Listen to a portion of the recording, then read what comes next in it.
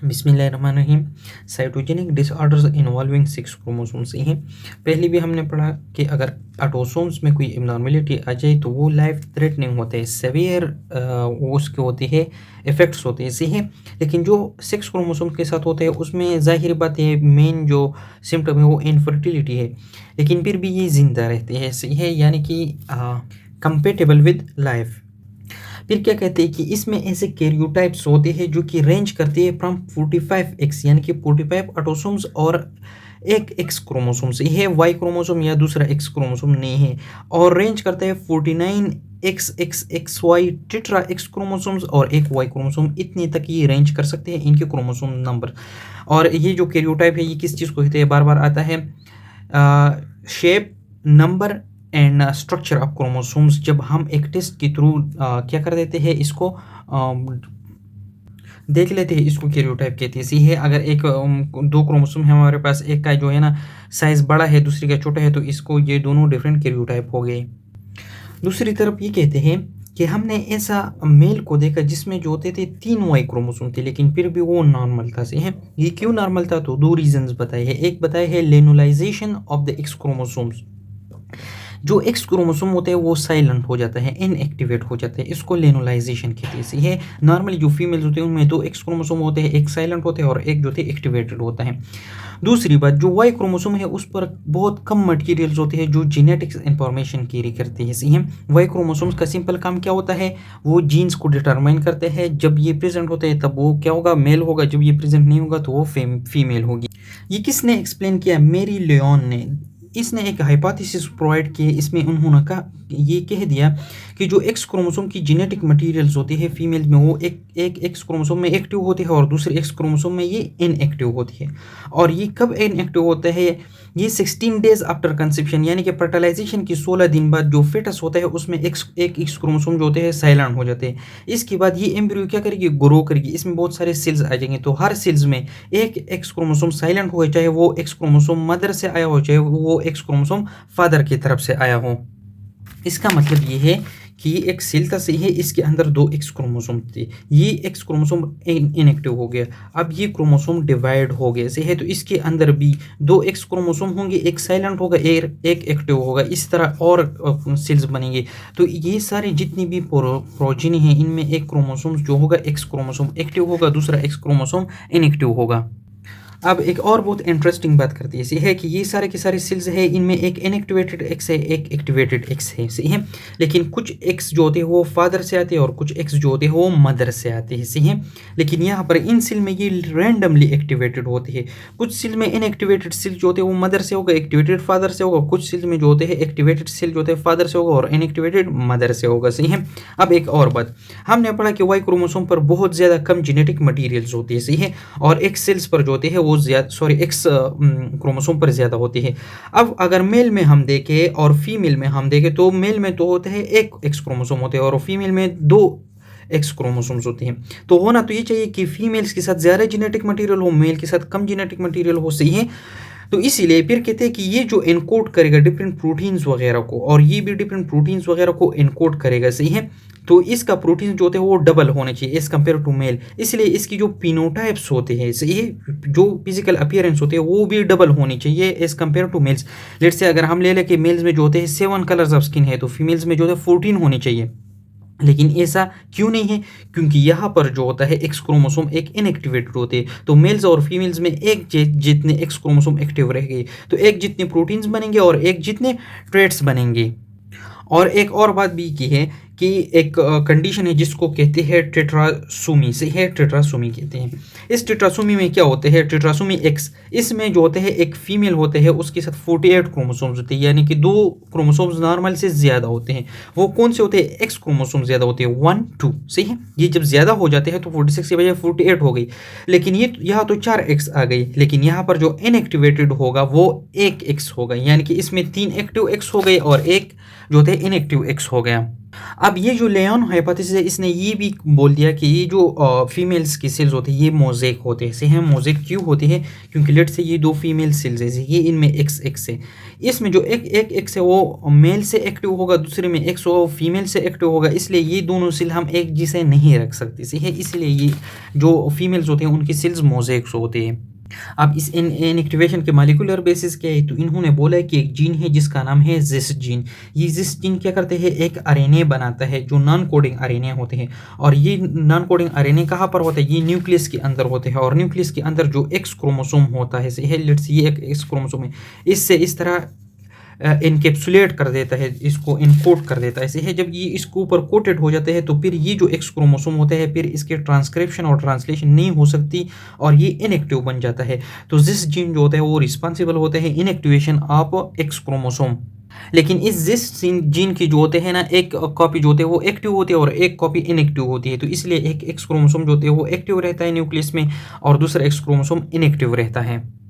जो gist gene की allele जो होता है एक्टिव होता है तो उसने जाकर एक एक्स क्रोमोसोम को इनएक्टिव करना है, और जिस जीन की एक एलील जो होता है वो इनएक्टिव होता है, टर्न ऑफ होता है, तो वो जाकर वो दूसरा एक्स क्रोमोसोम जो होता है वो इनएक्टिव नहीं कर पाएगा। तो एज अ रिजल्ट क्या हो जाएगा? सेल के अंदर एक एक्टिव एक्स रह जाएगा, एक इनएक्टिव एक्स रह जाएगा। अब आगे इस पैराग्राफ में क्या कहते हैं कि लियोन हाइपोथेसिस जो था ये तो ज़ाहिर बात है सही है, राइट है, लेकिन फिर भी इसमें चेंजेस लाएगी और इसके मेन पॉइंट में चेंजेस लाएगी कि एक सेल के अंदर एक एक्स क्रोमोसोम एक्टिव रहता है और दूसरा एक्स क्रोमोसोम क्या रहता है? इनएक्टिव रहता है। इन्होंने ये बोला कि ये जो इनएक्टिव एक्स क्रोमोसोम होता है इसमें कुछ पार्ट्स जो होते हैं वो एक्टिव रहते हैं, 21% और 3%। 21% जो होते हैं ये शॉर्ट आर्म पर एक्टिव जीन्स रहते हैं और 3% जो होते हैं ये लॉन्ग आर्म पर क्या होते हैं? एक्टिव जीन्स रहते हैं, सही है। तो इसलिए हम इसको फुली इग्नोर नहीं कर सकते। ये क्यों? क्योंकि हमारे पास एक टर्नर सिंड्रोम है, सही है। टर्नर सिंड्रोम में क्या था? एक एक्स क्रोमोसोम था, इस तरफ 45x एक एक्स क्रोमोसोम था। तो ऐसा होना चाहिए कि कुछ लोगों में जो थे एक एक्स क्रोमोसोम जब एक्टिव होगा, सही है, तो फिर उसमें तो टर्नर सिंड्रोम की सिम्टम्स नहीं होने चाहिए, लेकिन सारे के सारों में वही साइन सिम्टम्स पाए गए, सही है।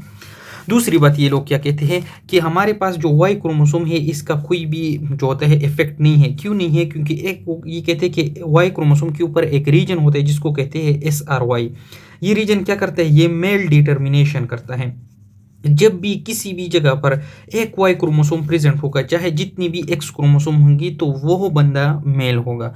और जब वाई क्रोमोसोम प्रेजेंट नहीं होगा, चाहे एक्स क्रोमोसोम प्रेजेंट हो ना प्रेजेंट या हो, तब वो फीमेल होगा। इसका मतलब ये है कि वाई क्रोमोसोम जो होते हैं ये हमेशा डिटरमाइन करते हैं मेल सेक्स को।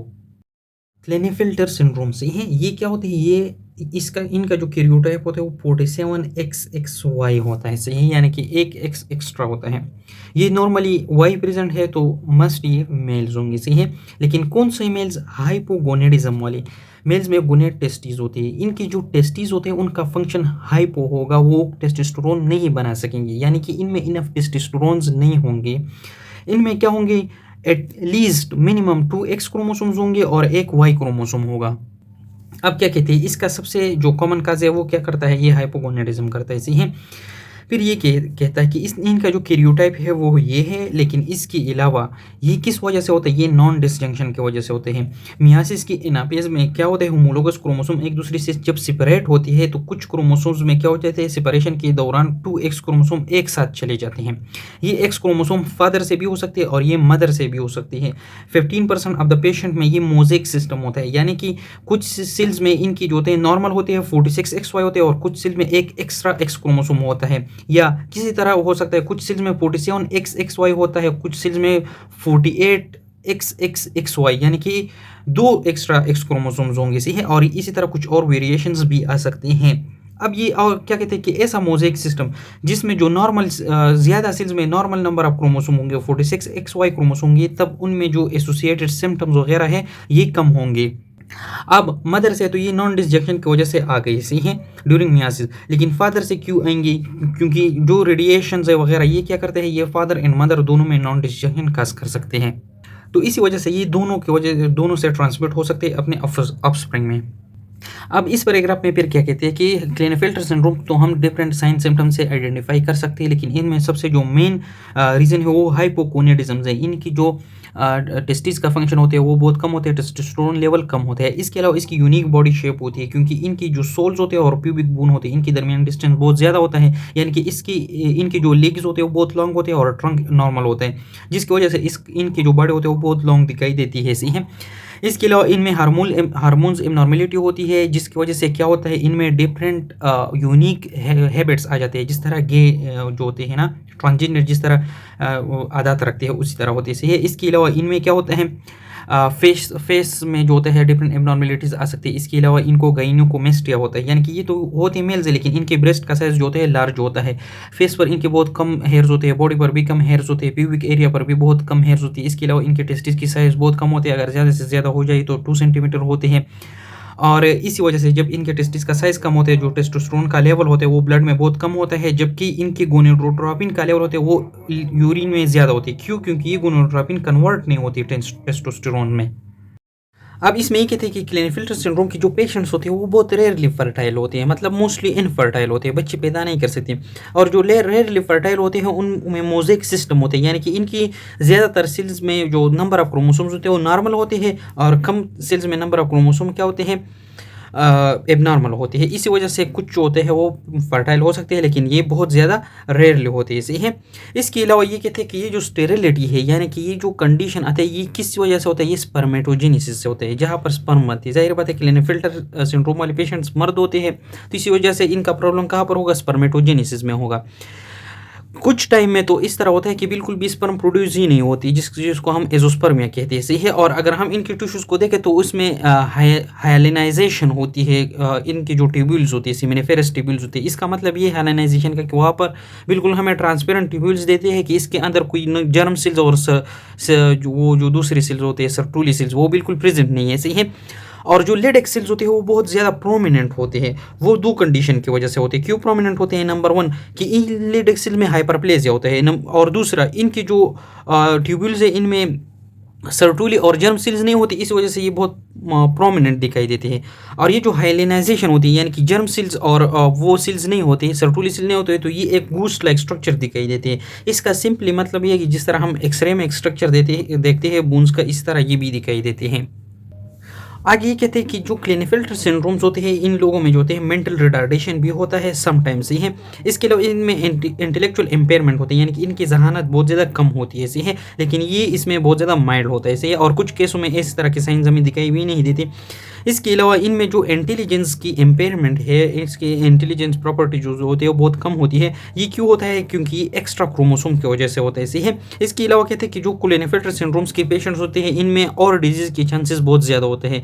जिस तरह ब्रेस्ट कैंसर जो होता है 20 टाइम्स मोर कॉमन होती है क्लिनेफेल्टर सिंड्रोम में। इसके अलावा extra gonadal germ cells tumours हो सकते हैं, ऑटो इम्यून डिजीज हो सकते हैं, जिस तरह सिस्टमिक लूपिस एरिथ्रोमाटोसिस है।